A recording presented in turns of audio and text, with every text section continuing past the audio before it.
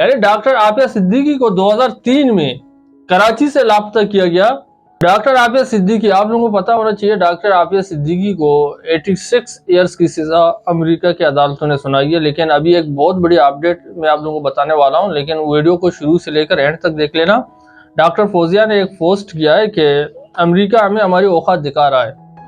یہ جملہ، ٹھیک ہے نا، یہ جملہ جمعہ کے دن اسلام آباد ہائی کورٹ کے جسٹس اعجاز اسحاق خان نے اس وقت ادا کیا جب سماعت کے دوران انہیں مطلع کیا گیا کہ سابق امریکی صدر جو بائیڈن نے امریکہ میں قید پاکستانی خاتون ڈاکٹر عافیہ صدیقی کی سزا معاف کرنے کی اپیل مسترد کر دی ہے. یعنی ہم یہ سوچ رہے تھے کہ شاید پاکستان کے جو حکمران ہیں اور جو پاکستان کے اسمبلیوں میں رہنے والے لوگ ہیں، شاید ان لوگوں نے کوئی اپیل نہیں کی ہے. لیکن ہمارے حکمرانوں نے اور ہمارے ادارے کے لوگوں نے امریکہ کو یہ خط بھیج بھی دی گئی تھی اور اس سے اپیل بھی کی گئی تھی کہ یار ڈاکٹر عافیہ کی سزا کو معاف کرایا جائے. لیکن امریکی صدر جو بائیڈن نے اس معافی نامے کو مسترد کر دیا. ہم یہ سوچ رہے تھے شاید ان لوگوں نے کچھ نہیں کیا، حالانکہ میں نے کئی ویڈیو بنائے، لیکن ان بیچاروں نے اپنی کوشش کی ہے.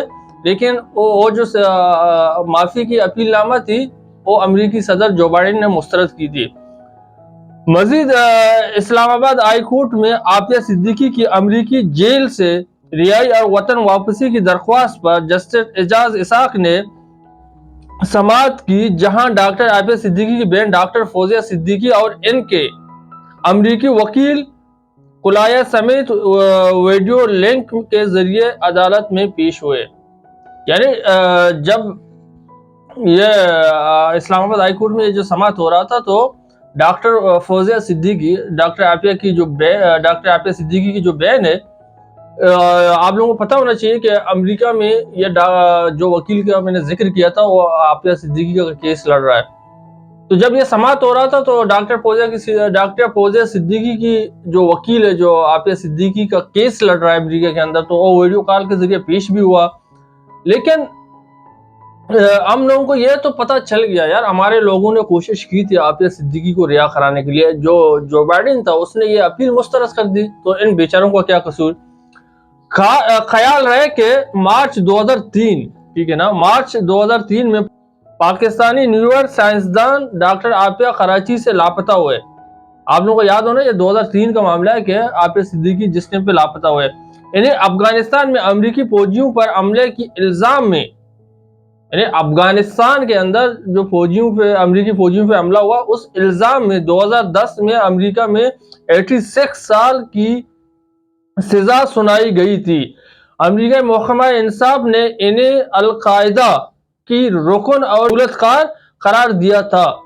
یعنی ڈاکٹر عافیہ صدیقی کو 2003 میں کراچی سے لاپتہ کیا گیا اور اس کو اس بات کے لیے سزا دی گئی تھی کہ جب اس ٹائم پہ امریکی فوجی جب افغانستان کے اندر تھے تو اس کے اوپر یہ الزامات لگا دیا تھا کہ یہ القاعدہ کا ایک نمائندہ اور القاعدہ کی سہولت خاری کر رہا ہے. تو اس دوران اس کو 86 یعنی 86 سال کی سزا سنائی گئی.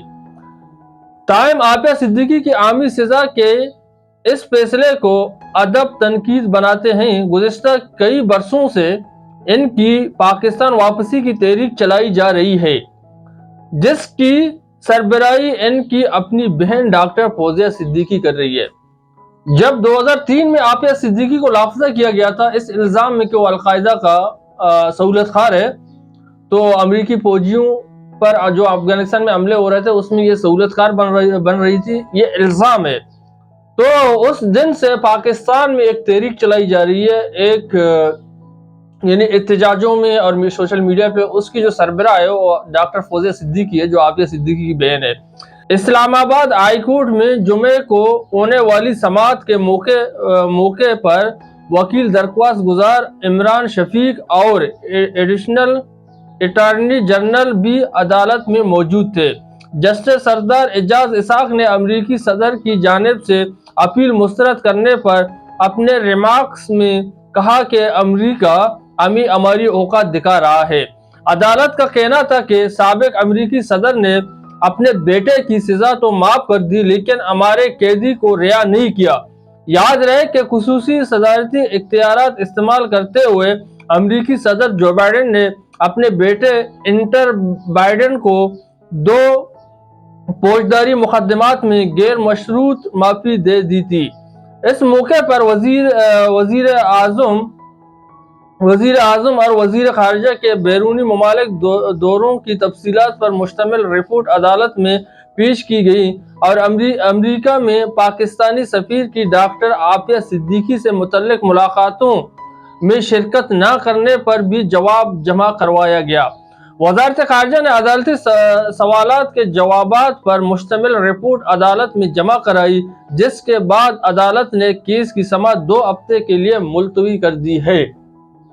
یعنی ہمارے جو لیڈران تھے، ہمارے جو لوگ تھے، بیچاروں نے ایک اپیل بھیجی تھی جو بائیڈن، تو ہم یہ سوچ رہے تھے کہ شاید سابق امریکی صدر جو بائیڈن کو شاید یہ اپیل نہیں پوچھی گئی، شاید اس کو ملا ہی نہیں ہے، لیکن اس کو مل گیا تھا، لیکن اس نے وہ اپیل کو مسترد کر دیا۔